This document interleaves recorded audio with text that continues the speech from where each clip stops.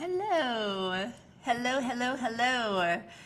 All right, you guys, this is Lydia, the lifestyle coach, and we are ending eating disorders using nothing but your brain. And we are talking about overeating and binge eating and bulimia and yo-yo dieting and food obsession and body hate and all of the mental energy that it takes to think about and track food and weigh food and worry about food and think about food that you have eaten and think about food that you will eat and think about food that you shouldn't have eaten and think of food that you should eat. Freedom, freedom, freedom from all of that. Freedom from the urges to binge, freedom from that compulsion to think about food. It's so much fun. It's so much fun to be free. And we're going to be talking about something really, really important today because we do not exist alone in this struggle with food. And the likelihood of our struggle with food being passed on to especially our daughters. Yes, this gets passed on to sons. Yes, this impacts men as well. Absolutely acknowledging of that. But there is an especially high rate of eating disorders being passed on from mothers to daughters. And there are so many daughters, whether you struggle with food or not, that are really struggling with food themselves. And so we're actually going to cover a lot today, you guys. This is really important, and it's super important to bust some myths out there. There's some really bad information out there. And when it comes to like our kids and their lives, like let's have good information. Like let's do what actually works. Let's know what actually helps. And so I'm just going to like lay all of that out here today, and feel free, you guys, with any questions that you have about this, feel free to pop in and ask a question, comment here, wherever you're listening to this right now, and happy to answer, because this is an important thing when it comes to our kids. And hi, so fun to see you on. Feel free to heart and like and just let us know that you're here. Say hello, and it's really fun to have all of you guys on and listening and being here live. So, all right, let's get into it. The same myths that have to do with why we have eating disorders are the same myths that impact why our daughters have eating disorders. And so I just want to dispel some of those. So there's this sort of like old conventional thought that is extremely ineffective, makes the problem worse, but that eating disorders come from some sort of like lack of coping mechanisms, or it's like, oh, well, like I can't deal with my emotions, and so I turn to food. And I can see how people start thinking this is true because those things start getting connected, right? Of just like, oh, I feel stressed, or I feel sad, or I feel panicky, or I feel like shame, or whatever it is. And then you go and you eat food. But the thing is that it's like food doesn't help you cope. Food will numb things for a while, but it's actually an extremely emotionally strong place that you have to be in to have an eating disorder, because you're dealing with all of the emotions and all the stresses of life on top of all the stresses and emotions that come with having an eating disorder. So having an eating disorder has nothing to do with lack of coping mechanisms. Having an eating disorder has nothing to do with something genetic. Having an eating disorder has nothing to do with trauma. And I want to acknowledge that past trauma is a real thing, and it happens, and like if anyone has been impacted by that, like they should have good care and be listened to, but that does not mean that they have to sort through all of that before they end their struggles with food. And so when we see our kids struggling, like when we see our daughter struggling, then we start going through all of these same pieces of bad information, thinking it might be that. Like, oh, maybe my child has something genetic going on. Maybe my child doesn't have enough coping skills. Maybe my child, because they've had, a hard past, now they're eating to try to, protect themselves, or to try to, cope with that, or just watch our other videos. Like, we've debunked a lot of this, but know that that is not why eating disorders happen. Eating disorders are a habit of thought that gets perpetuated, and the number one cause of eating disorders is restrictive dieting. It's as simple as that. And it gets connected to all this other stuff, which makes it a lot harder to fix because people have all this muck in the way that they think that it is, where it's actually not. And so when it comes down to it, it actually doesn't matter why it happened. It is damaging to think the wrong things caused it, but it actually doesn't matter how it happened in breaking the pattern and ending it. So with our clients that we coach, we do not ask them of like, oh, how do you think this happened? We know how it happened. We know, like, we find that out and, through our practice and what we're doing. But we've had clients that just like never told us when this started, never told us how it happened. We just show them how to end it permanently. So I want you to know that when it comes to fixing it, you don't have to sort through and try to find the needle in the haystack of like, what was that thing that made this happen? Why? You don't have to keep on asking why. You can just go from where you're at right now and then fix the problem. Now, as we get into talking about our kids, what we absolutely know is that in family dynamics, when a mom is struggling with food, what happens is that husbands or partners usually know a lot less than we think that they do. That we think, oh, well, they know this is happening and they see this food missing and they, are wondering where all of this extra money is going because I keep on replacing food and I keep on doing these diets. And we have this idea that like, husbands especially, we have this idea of like, they know so much more than they actually do. It's interesting that husbands often were very like clueless in that this was happening and how much somebody was struggling. On the reverse side of that, in the family dynamics, oftentimes kids know a lot more than we think they do. So we have an idea of like, oh, Sarah's not seeing this happen and, she never sees me binge and, I try to never talk about, body image around her sort of thing. And I tell her that she's beautiful. Like, so we have this idea of kids have no idea. They totally know way more than oftentimes we think they do.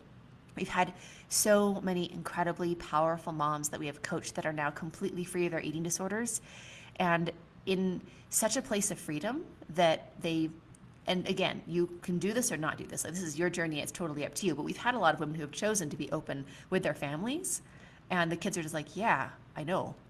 Like they knew. We've had, even grown women with their adult children and their grandchildren, and the kids totally knew growing up.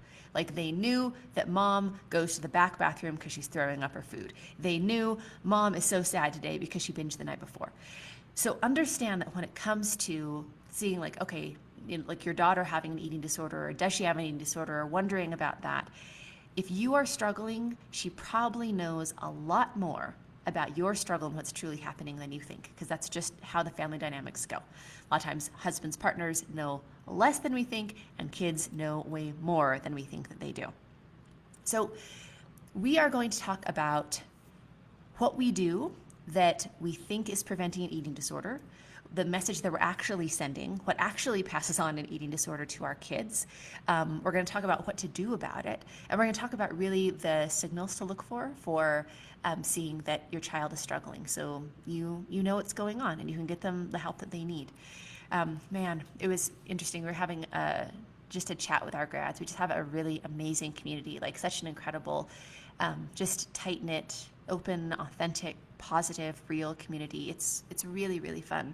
But I was having a discussion with some grads of our program, and they were just like, I wish so much I would have found this program when I was 10 or 14. I wish my parents would have known about you. And these are women in their 50s, 60s, 70s. I mean, like, we're talking about, like, a whole age range of people, like eating disorders. If you have this idea in your head, just know, like, the idea of, like, this only impacts, young teen girls. No, like, there are so many 40, 50, 60, 70-year-old women all around the world that have been struggling with this for, 30, 50 years. Like, it's a lot, especially that long. And it started when they were 8 and 10 and way earlier than we think that it starts. And they're just like, man, I wish I would have had this. So that's really why I wanted to touch on this today, because if we can help more people earlier on, if we have more good parents that know good information, that can see these signs coming up in their kids and get them the help they need earlier than later, like really, really, really changes a life. So let's dive into it. So here's what we do that we think is preventing passing on our food struggles to our kids. We try to teach them good, and I'm going to put that in quotes, we're going to teach them good ideas about food, right? Like, don't eat too much sugar and be careful what you eat. in the cycle of an eating disorder, oftentimes it's the binge and restrict, right? And so we feel bad about the binge part, right? We're just like, oh no, I don't want to binge. I don't want to overeat. I've got to figure out how to stop binging. I've got to stop overeating. But we don't see it as the whole cycle of the binge and restrict, right? So we tend to label the binge part of the cycle bad, wrong, makes me gain weight. I want to stop this. And we tend to label the restrict part of the cycle good, making up for it. This is what I want to do all the time, without seeing that it's actually feeding each other in the cycle, right? And so what happens is, because we've labeled that as good and bad, we try to hide what we think is bad from our kids. And then we actually try to show our kids what we think is good without realizing that that's actually really damaging. So I'll give you some examples here. So we hide our binges, right? We say, okay, I only binge after everyone is in bed. I binge in secret. I go and I get fast food. I put the wrappers, in the public, dumpster, so that they're not, in my house. When I binge on foods, I go to the store and I replace them so my kids don't notice things are missing. If it's bulimia and the purging, I always go to our bedroom bathroom so the kids don't hear me purge, so that they don't catch me, because I wouldn't want them to see that. We cry when we get dressed in the morning because we feel so horrible about our bodies and we don't want our kids to see that emotion. We feel so horrible the next day and are in bed and just feeling really depressed because we feel so awful after, this cycle of 20 years of binging and binging. And then, we don't tell our kids that it's because I binged. We say, oh, mom's sad today, or, I'm just feeling unwell, or whatever it is. And so we take the binge and the misery and the breakdown side of it, and we try to hide that from our kids. And then we put the restrict side of it up on a pedestal.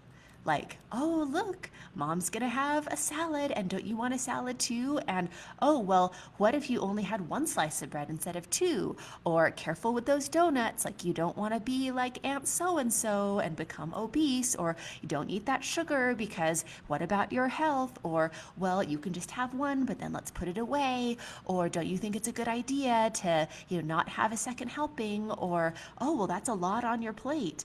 Or, notice the diet mentality that we're putting up on a pedestal of this is good, because this is a huge messed up part of society that makes society just this machine that produces eating disorders. Is that we have normalized restrictive diet mentality. Diet culture has become so interwoven with just household, how we communicate with people, and it has interwoven itself very cleverly with a $66 billion budget in advertising to keep people in this eating disorder cycle and creating new eating disorders. It has interwoven the diet mentality with health. And it has sent the message really clear: thinner equals healthier, fatter equals less healthy. These diet foods are health foods. Do you see how that's happening? And so we start essentially glorifying and presenting restrictive dieting to our children, and we put that out on display. And that's what we do to try to prevent their eating disorders. This is the real message that we're actually sending. Is dieting is good. Thin is good. Do whatever you can to be thinner. Look at all these things that I'm doing on my diet. Look how I'm cutting out carbs. Look how I'm tracking calories. Look how much time I spend with making food such a big deal. And so we essentially show our kids how to have this first part of the cycle with eating disorders, with the restrictive dieting. And so they start modeling that. They start modeling both sides, right? Because kids know more than we think they do. So they start modeling the, oh yeah, sugar is bad, don't eat too much, I don't want to get fat, let's work out because we had pie yesterday. So they start modeling the restrictive part, but then because we've created morality around it, then they also start modeling our guilt and our shame about, wow, we had too much and we shouldn't have had dessert and we feel so bad today and we're pulling at our clothes and things don't fit and we're crying in the closet and our kids totally know that it's happening. And so they start modeling trying to make up for their sins, I'll put that in quotes, of when they didn't do the thing that you showed them was good. Thin is good. Fewer calories is good. Fewer carbs is good. Dieting is good. And so when they're off of that, kids have a really strong sense of what is okay and what is not okay. We've shown them that morality. And so they try to make up for it. So they work out more, or they try to eat less, or they feel really bad that they ate so much. And or they start hiding because mom tells me this is bad. Mom feels really bad when she does it. I don't want mom to feel bad about me, so I'm going to start hiding these things, right? This is stashes of candy bars in kids' closets. This is, I binged on this and I feel so bad, but good thing I did it at my friend's house so they didn't see it. This is, I binged out when I was with my friends. I'm gonna come home and I'm not gonna eat dinner. I'm gonna eat a salad like my mom and look really good, and I'm really trying to make up for the bad thing that I did. And so the real message that we send is that you need to do what I do. We set that example. Out in the open, you say things that are healthy, right? I'm gonna put that in quotes, but really just things that are aligned with the diet that you're doing. And you're saying, this is good. And then you fall off the wagon and you binge and you feel bad about it and try to make up for it and you do it in secret. And then our kids start doing the exact same thing. So it all comes down to this idea of, I will prevent eating disorders being passed on by not showing my kids the binge part of the eating disorder. And then it's because we show our kids the restrict part of the eating disorder and glorify that eating disorder gets passed down. Your kids are most likely to adopt your true relationship with food. And if you have morality around food, if you're vilifying certain foods, if you are having judgment on bodies, and you can tell your daughters they're beautiful all day long, and if they can see that you are judging your worth by your size, that is what they will adopt. It will not be as you say, it will be as you do. They know that when your clothes stop fitting, that you feel really sad all the time. They know that you say no to invitations or you are crying before events way more when you're bigger. They know that when you lose the weight and you're on that side of the yo-yo, that you're feeling confident and you're out there and you're talking to people and you're going out with friends. They can see that your weight is going up and down. They know, and they will adopt that very same thing. So let's talk about how to recognize in your own daughters, like when this is happening. The number one indicator that you're going to see is your daughters dieting like you, trying to restrict. So you're going to see them try to, like you, limit foods. You're going to recognize in them that they're trying to avoid certain foods and eat certain foods. You're going to notice their out of controlness around foods, right? So that they eat one cookie because they know that it's okay to just eat one, but then they just keep on thinking about it, or they keep on going back and back to the kitchen. You're going to notice missing food in the pantry. You're going to notice fluctuations in their weight. And I'm not talking about just the regular teenage, like their bodies are growing. Like, side note here, let's, as a society, come together in the agreement to help all of the next generation of young girls and stop calling puberty getting fat. When a girl goes from a stick figure of a child to getting hips and getting breasts and getting curves and having thighs, that is called becoming a woman. That is not an emergency that needs to be rectified by a diet. Just stop. We've got to stop this as a society. You know why so many girls develop eating disorders at the age of 10? Because It's the time that they're getting curves and their mom starts putting them on the same diet that they're on. That's what's happening. That is exactly what is happening.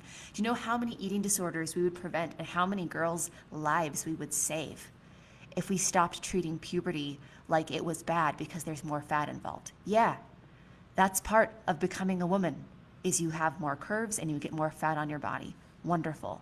It is healthy, it is normal, it is good, and it is not something to be prevented. And I understand that the images that we see in the media of the woman's bodies that we are glorifying are the same shape as an 8-year-old girl's body with very little fat on it comparatively, right, to before puberty and breast implants. But that should not be the ideal that we're looking to. For most women, they are going to get more fat on their bodies in a natural, healthy way and more curves. So I just wanted to say that as a side note. That is just so incredibly, incredibly important that we stop doing that. So some other signs that you're going to see, right, is your daughters talking about their bodies in ways where they might say something like, I'm fat, or am I fat, or does this make me look fat when I wear it? Or they're talking about their friends at school, like so-and-so is fat or so-and-so is thin. Or they're asking you, well, how do I, stop myself from being fat, or how do I lose weight? Or you just see that, like, with their confidence in their bodies, they're trying to, cover up more, or they're trying to, be in a place where they're not seen as much, or they're feeling embarrassed about their bodies. Now, I'm not saying that all of these things are indicators that your daughter has an eating disorder, but I'm saying that these are things to look for, because with a combination of things, it is quite likely that she is struggling with food in some way. And what starts out as an overeating and then turns into a binge eating and then turns into a bulimia, like, I also want to dispel this myth that eating disorders are like all different things, right? Of just like, oh, okay, well, this is bulimia and it's a totally different thing than overeating. It's all just a spectrum of the same cycle and the same struggle. That's why with the principles that we teach our clients, like in a matter of weeks, whether they're severely bulimic and purging 14 times a day, or whether they are doing light overeating that is making them feel out of integrity of like, I told myself I wouldn't have a snack at night and I do, and then I feel bad about it. Like, that is the same thing. And nobody who's purging 14 times a day set out and be like, oh yeah, this is totally normal and I think I'll do this someday. It's that they just kept going and tried to keep doing something to try to make up for it, and then purging became one way that they did it. So I want you to understand that it's not like, oh, well, my daughter's okay because she's not purging. If she's not purging, she's doing the same things that will in some way lead, as it gets more extreme, to purging, whether it is restrictive dieting as a purge, or whether it is I'm over-exercising, or whether it's a throwing up, or whether it's a laxatives, like whatever it is. Like, it's the same cycle. So you want to look for these signals. So you want to look for your daughter talking about her body in like terms of like trying to not be fat, or trying to lose weight, or I am fat, or having body image that she's bringing up. The other thing to look for is hiding food, right? So it might be you're finding wrappers underneath a bed or in a closet. It might be that you're finding food that is hidden, like stashes of food. Again, shame very much goes along with the eating disorder. And so like your kid is wanting to hide that from you because they know they can't eat it in front of you. They know they can't eat a pastry in front of you and have you feel like it's okay. So, and whether it's you or whether it's society, right? It's like, again, the diet industry is just putting everything into society that creates eating disorders, because eating disorders are the best thing for the diet industry. That is return customers over and over and over.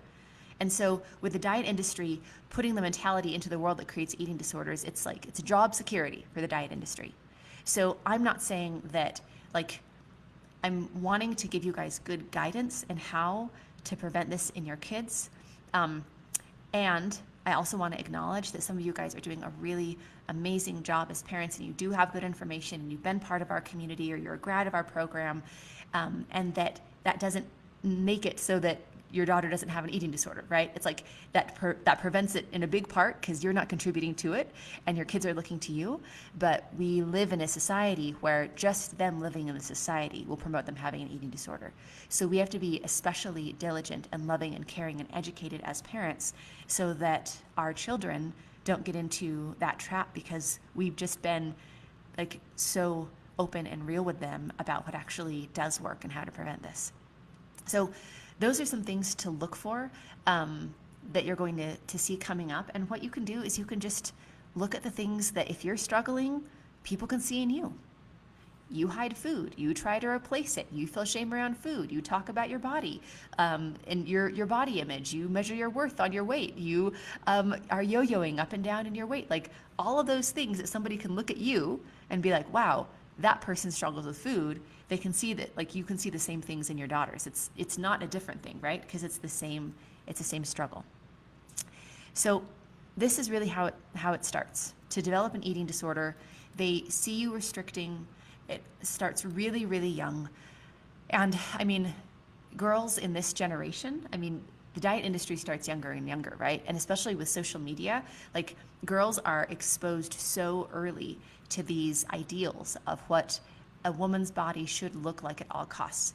Like girls as young as 3 years old now are aware of body image and that it's not okay to be fat and that it's better to be thin. 3. Like they're learning to talk and they're learning about how to have an eating disorder, like that young.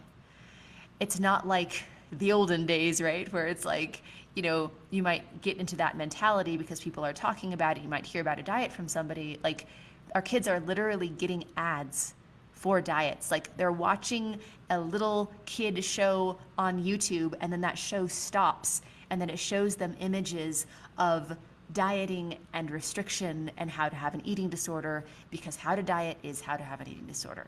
And that is something that is normalized and just like pushed in front of like our kids. And that's, so again, like we've got to be super diligent about the message that we are sending. So if you suspect that your daughter or your child has an eating disorder, I want to give you a couple of pieces of guidance here. Now, food is absolutely our specialty. Food freedom, ending eating disorders, that is exactly what we do. We're not an expert with kids especially. We just have a lot of exposure and experience with kids, because when you get a woman free, you get her whole family free, and it impacts, you know, families in a big way. But with guidance around kids specifically, I want to pass on something where I have an incredible friend who is a coach that helps parents and kids come together and have healing when the kids are suicidal. And she helps the kids to move through that so that they are no longer suicidal, and how to have their parents support them. I know, it's really cool. I have some awesome friends. So I love the work that she does in the world. But one thing that she passed on, which I think is so important to understand, is that especially teenagers, they don't as often offer up information, like telling you exactly how they feel or exactly what they did, but they tend to be quite honest if you really clearly ask them. And what I'm going to add to that, especially with food, is it's really important to frame this in love and without judgment. So I'm going to model this, and it might sound something like this. Hey, Sarah, I want you to know that you are not in trouble. And I want you to know that there will not be a negative consequence of this. I truly love you and care about you, and I'm curious, and I just wanted to ask you. Notice that frame of caring and love, right? You're not going to be in trouble. There's no judgment. Like there's not going to be a consequence, right? Because a lot of times those walls can go up if you're approaching your kid and you're about to ask them something. They're like, oh no, am I in trouble? Is something happening? And you need to come from a genuine place here. Like if you say there is not a punishment on the other side of this, or if you say you're not going to be in trouble, and then if what they tell you gets them in trouble, then that trust is going to be broken. So I want to give you good guidance on how to navigate this, but I also want to let you know that your integrity in this needs to be important no matter what they say, right? This is truly needs to come from a place of, I want to be open and I want to know because I love you and I'm here for you. So you might frame it in that way, and then you can ask point blank anything that you want to ask your child. So it might sound something like this. I'm just curious. Have you ever had a time where you felt bad about the food that you've eaten and then you've thrown it up? Or, hey, have you ever had a time, or have you had an experience before where you like are trying to make up for some food that you ate? Like, have you like tried to work out harder because you were feeling like some shame or some guilt around food that you ate? Hey, I just want to ask you, do you ever find yourself like when you're eating and you feel sort of out of control, like you feel like you can't stop? Or have you ever just eaten a lot of food and you feel sort of like sick afterwards? And then listen. That is a really important part. Okay. So you're gonna, with a frame of love and care and non-judgment and non-shame and you're not in trouble. And then you're gonna ask point blank in that tone of love and you're not in trouble, exactly what you wanna ask. And then zip your mouth. Listen. Listen to what your child is saying. Don't jump in. Don't try to lead them. Don't ask a bunch of follow-up questions. Just listen. Give them a space to talk. And you might find out something like, well, like at Thanksgiving, I know that I ate a lot and I felt like really tired. Is that what you're talking about? Tell me more about that. It's just like, have you felt that other times, right? Like when they're sort of like done talking, you can ask them a follow-up question and be curious about it. And so that sounds like normal eating. Like normal eaters eat food sometimes and they get tired or they feel sick because it's just like, oh man, I ate so much pie or whatever. That's different than, well, yeah, like sometimes at night, like I'll go into the pantry and then I'll just think that I'll eat like one piece of chocolate and then I just feel like I just keep on eating another and another and another and another, and then I feel really bad, and like sometimes I'll like put the wrapper at the bottom of the garbage can because I'm worried that I'll be in trouble. And right there is a good part for you as a parent to reiterate, you are not in trouble. Thank you so much for telling me. I really want to know about your experience, right? And I want to put a note here that like if like wherever your child is at, like if you see that they're struggling, it's important to get them help quickly, and it's important to get them really good help. And it's important to, anyway, we'll get there in a minute. But let's just say that here. Yeah. Oh, Crystal, thank you so much for your comment. She's saying, I have no doubt I have an eating disorder. You are describing me. I'm serious yo-yo dieter. How do I stop the madness? Oh, Crystal, yes. I'm so glad you are here. You are in the right place. Okay, so if you guys are recognizing this in your children or if you're recognizing this in yourself, here's what you're going to do. You go to lifewithlydia.com. Again, that's lifewithlydia.com. There are two really important things there to stop the madness, as you were saying, Crystal. One, there is a free masterclass. There's a free training that we have. It's called the 5 Elements to End Binge Eating. That's the first step. That's going to give you really good information to give you a foundation to be able to end this. And then the second thing is that at that same lifewithlydia.com, there's going to be a link there where you can book a free breakthrough session with our team. And you can book a free session with us, and we're going to work with you one-on-one to get you the foundation of freedom and see exactly how to get you to the other side of this. And if we can help you, we'll show you how. Or if we need to refer you to somebody else, then we can do that as well. Like either way, like we've got you. So that's what you're going to do. And that's how you get the help. And Crystal, thank you. You're saying, I'm a mom and I don't want to pass on this awful body shaming tendencies to my kids. Yeah, I 100% hear you there. That is so, so important. A big part of our mission with Life with Lydia is to end eating disorders for the generation of women right now, because when we have people that are free all over the world, what happens is that you don't pass this on to the next generation. That's how we end eating disorders on a large scale, you guys. We free the people that are struggling right now so they don't pass this on to their kids. This is a generational issue that gets passed on and passed on and passed on. And you can literally be the person that is breaking those generational patterns. Like you can be the person that has changed that. Where when your granddaughters don't struggle with food, it's because grandma got free. Like that is such an important thing. So yeah, and we're actually gonna get there in a minute, Crystal. I'm so glad you're bringing this up. So with that, it's important to get if your child describes that they're struggling, it's important to get them good help that's going to work right away. You can go, again, to lifewithlydia.com. That's a really great place to start. You can even watch that masterclass with your daughter. That would be a really great thing for you guys to do together. And then with what is happening, I just want to make a note that if your daughter is telling you that she throws up her food sometimes, and sometimes might be softening what's actually happening, right? Anytime that you purge your food, there are 3 different ways that your heart can stop instantly. Instant death is a side effect, is what can happen when you purge. So if your daughter's talking about bulimia, it's really, really urgent, because you do not know if the next time that she purges that is going to be the time that her heart stops. And one thing that I do not wish on any parent in the world is to have to bury their own children. Like, we are prepared in our lives where it's hard to see our parents go, but that is the natural order of things. It is a true deep sadness for a parent to have to bury a child, especially when it could have been prevented. So if your daughter is purging, I want to give you a couple of tips here. Do not try to stop her or restrain her. She will be in shame, she will go into hiding, and she'll just get better at doing it in secret. The more open you can be about it, of like, you can tell me, and the less you try to, as a parent, like do some made up thing that you think is going to work, the better. Like, we know exactly how to fix this problem and exactly how to fix it quickly. And so if anything like that is happening, I would really encourage you to reach out to us right away. You can even send us a message and let us know it's more urgent, and we can see how we can fit you in earlier. Sometimes we get really booked up because we have such a huge demand for our help.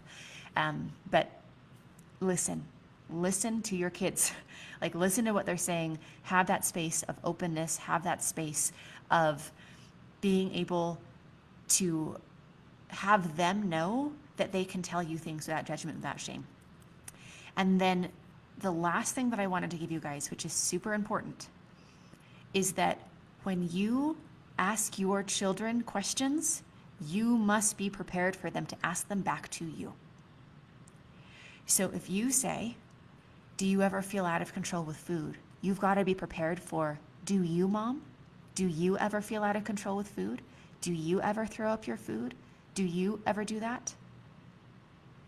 The number one thing that you can do to prevent your eating disorder from ever getting passed on is to get free yourself. That is the number one thing that you can do. There is incredible healing in that example. And then you know how to get free. You know what works, and your freedom can literally save your children's lives, because it is the number one factor. Your mentality around food, your behavior around food is very likely to get passed on to your kids. Put on your own oxygen mask first. I know that sometimes as mothers, as women, we have this temptation to or this pattern, or lots and lots of years of being taught this and practicing this, of everyone else comes before me. If there's anything left over, then it'll be for me. Oh, there's nothing left over, so there's nothing for me. Like, I'm gonna run myself into the ground and make sure everyone else is okay. When it comes to this, there's a lot we could say on that. But when it comes to this, put on your own oxygen mask first. If you care about saving your kids, it is not going to be as effective to just try to get them the help that they need while you still struggle. The best thing that you can do is get the help you need for yourself. That will help everyone else in such a bigger way than you trying to put yourself aside and then get them the help that they need. It's just going to perpetuate it even more. Because look at what you're modeling. You're modeling, don't take care of yourself, put everyone else first. And you're teaching your daughters to do the same thing. You're teaching your daughters to literally, well, don't tell anyone that I have this problem, or don't tell that to Mom. I don't want to burden her because I have to put everyone else first. That's what you're modeling. You're not doing anything heroic by drowning yourself and then trying to prop up everyone else. You need to help you. That's going to be the most important thing. Because here's what can happen if that is not the dynamic, is it turns into this don't ask and don't tell. I think my daughter is struggling with an eating disorder, but I don't want anyone to know that I have an eating disorder. So I'm not going to ask her about it, and she's not going to ask me about it. And I'm going to hide my stuff, and she's going to hide her stuff. And we're just going to go on in these parallel lives where we love each other, but we keep these things in secret because we both feel shame around it. That is how it gets perpetuated. That is how we pass it on from mothers to daughters of, I don't have it figured out, and I don't have the answers for her, so I am just not going to talk about it. I'm not going to ask her. That is a destroyed life for both of you. It's not what you want. Openness, conversation, you getting free, getting them the help that they need. Like, those are the ways to break this generational pattern so you don't pass this on to your kids, you guys. And if your daughters are 15 and you're thinking, oh, well, maybe something's going on, it's probably been going on for 5 years already, right? Like, it's interesting because when we try to hide this from ourselves, and that's a big thing, right? Oh, I don't have an eating disorder. Oh, it's not so much of a problem. Oh, I'm just yo-yo dieting, because we normalize it, right? We normalize eating disorders. We say like, oh, that's so crazy. I gained all the weight back plus some. I guess I'll just diet again. And we tend to turn off and ignore when we're doing things that, like, I'm out of control with food. I'm trying to hide it. I feel like I can't stop. When I open a package of something, I feel like I need to eat all the rest of it. I think about food all day long. I think about my body all day long. Like, those are the things that destroy our lives. But because sometimes we just don't want to admit how bad that is, like we don't want to put a label on it or say we have an eating disorder, then we just tend to like ignore that, right? Ignore that it's happening. And when we ignore those parts of our life, when we ignore how sad the next day we feel after a binge, when we ignore what we're eating, we're just watching a show and we're mindlessly binging and trying to actually hide from ourselves what we're doing because it's so misaligned with what we want and who we are. The things that we hide from ourselves are the things that we block out from our kids as well. And don't miss what's happening with your kids. And that means don't miss what's happening with yourself. This is something that happens with our grads all the time. And it's just like, we have grads coming into our program of like, I thought I was the only one, and I thought I was just broken, and I thought I was just crazy, and I was trying to hide it from everyone. And they come into our community and they're like, oh, like all these other people have been through the same thing and they're all getting free, and I guess everyone can get free, because it's like, that's just what we see. People see people come into our program and get free of their eating disorder and then move on with their life and freedom and being a normal eater. And so at first it's like, you think you're the only one because you're trying to hide it from yourself, so you're not seeing it in other people. And then you get free of it, and then you can just spot it. You can spot it across the room. Like, that person has an eating disorder, and that person's thinking about food right now, and that person is really struggling. Like, and it's a beautiful thing, because once you are free, then you can start sharing that, right? It's really fun. We actually have a group of our grads called the Freedom Warriors, and they're a group that has gotten together of like, we are going to, now that we have our freedom, like share that freedom. And they're just wonderful. Like they, we come up with fun little missions every week of just like how to share and spread the word and do good things in the world. And it's a really beautiful thing, but you can see it so clearly. So when you get free of this, you will be able to see it in your kids so clearly, right? You're able to be like, because a lot of times we don't know what normal eating is. We say, oh, my daughter has a great relationship with food because she eats so many salads and she runs every day, without seeing that as like, oh, actually this pattern, and I'm not saying that salads and running are an eating disorder. I'm saying when you are on the other side of it, you can clearly see whether it's like she likes salads and she likes running, or like this is an eating disorder and this is what she is just struggling with every day. You'll be able to see it really clearly because you can see clearly for yourself. You know what normal eating is because you get to experience it now and you're a normal eater. You know what disordered eating is because you used to experience it and you can actually see what that was. And so it's a big deal, you guys. Like, these are our kids, and I wanted to just take some time because we have seen so many hundreds and hundreds and hundreds of phenomenal women all around the world not only end their eating disorders with our help, but they're not passing it on to their kids. And they're seeing their kids' relationship with food totally turn around. That is really, really fun to see. And it's such a joy. But I wanted to give you guys good guidance because there's some really messed up information that's just going to make it worse. And when it comes to your life and your daughter's life, like, you want to do what works, and you want to do what works quickly, and you want to do what works all the way. Because a lot of the things that parents try to do to help their kids, like, will literally be the destruction of the rest of their lives. So I'll just give you a quick example. We have a grad of our program. You can see she's one of our freedom stories. But when she was, I can't remember how old, maybe she's around 14 or so, her parents found out that she was bulimic. And so what do? They sent her to an inpatient treatment center to try to save her life, which I can totally appreciate. But this is what happens. You take a kid and you send them to a place like that. And what happened in her experience is now she has a label, right? Now she has a label of, I am somebody with an eating disorder. She's told that what is happening has nothing to do with food. It has to do with we've got to find what was traumatizing. We've got to find, all of these wrong things that have happened. And we've had a lot of our amazing grads that we've coached that had a really rocky period with their parents because they went into this treatment center, and what the people were trying to do was just dig up what trauma happened to their parents. And a lot of them had really great, wonderful, caring parents. But if you just keep on digging and digging and digging, like, these had this whole laundry list of all the things their parents probably did wrong. So now it was this feeling of like, oh, it's my parents, and because they did this and this wrong that I have an eating disorder. So it's like breaking those bonds. I'm not saying this is always the experience, and there are good people out there. And there are also good people that do things that really don't work because that's what they're trained to do. So I just want to acknowledge that. I'm talking about some, it's been multiple times we've heard of this, many times. But these are the experience that some people have had and can have. So they go in, and now the parents have been vilified. Now they have this label. They're told that they're broken. They're told that they are always going to struggle with this for the rest of their lives, and they should plan to come back here every single year. They are told that, just reinforced with, what's wrong. And then they're told that this is what you have to do to fix it. It's got to be years of therapy. It's got to be having all of these coping mechanisms. It's got to be, you've got to feel totally fine about all of these things. You've got to feel not scared of any food. You've got to be treated like you have absolutely no control.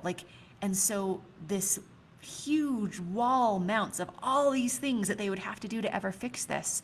And that identity becomes so strong that it feels hopeless to them. And I mean, treatment centers like that, I mean, if they worked, that would be awesome. But the point is that people go back and back and back. Man, we have coached people that have been to treatment centers 6, 8 different times, back and back and back. And one of our grads was she's like, it made me feel more hopeless every time because I went back and I just saw the same people over and over, and no one's ever getting better. And the reason that you see the same people over and over, and it seems like nobody's getting better, doesn't mean that this is a problem that can't be fixed. It means the way that they're trying to fix it isn't working. We've got to be thinking about that. It's not like eating disorders are impossible to cure. No, eating disorders are impossible to cure with methods that don't do anything and actually make it worse. Eating disorders, you can be done with them in a handful of weeks. You can go from 40 years of an eating disorder to 6, 8 weeks of the right principles and not have an eating disorder anymore. We've seen it hundreds and hundreds and hundreds of times. So with that, and then the family is in, $50,000, $60,000 of debt, right? So a lot of times, they're going for 2 months, it's $30,000 a month, and insurance maybe says that it covers it, and then it ends up not covering it, or insurance definitely doesn't cover it, or insurance says they'll cover it, but because the child is still binging or still purging, well, then they weren't compliant with what they told them to stop doing, so then insurance doesn't cover it. And so the family is just totally financially buried, and I can totally appreciate investing in good health is super, super important, but there's nothing more expensive than investing in stuff that makes the problem worse. That's rough. So it's really important. like watch our videos, go to lydiavideo.com, get a good education about what works, what doesn't work.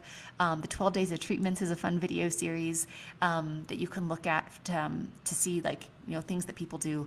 But what we know is that what we do works. We've done it hundreds and hundreds of times. And again, you can go to lifewithlydia.com and you can see the free masterclass. And then you can also go ahead and book a breakthrough session to get to the other side of this. And yeah, I'm glad that we had this discussion today, you guys. So fun to see you on. Thank you for all of your really wonderful and thoughtful comments. And yeah, let's end this. Like, let's end this with this generation. Let's get ourselves free, stop passing this on to our daughters, and have an educated generation that has been raised with an amazing and healing and wonderful and fun relationship with food, where they never have to struggle with this because they had a great mom that got free herself. So, all right, you guys, this is Lydia, the Lifestyle Coach, signing off. Bye.